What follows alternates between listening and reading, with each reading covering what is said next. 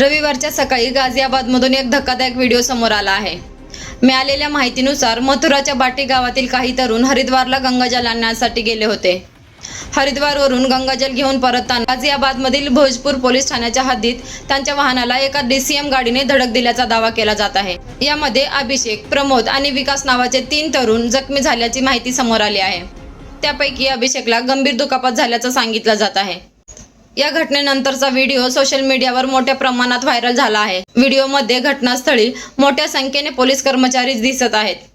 मात्र सोशल मीडियावर या घटनेबाबत एक गंभीर आरोपही केला जात आहे।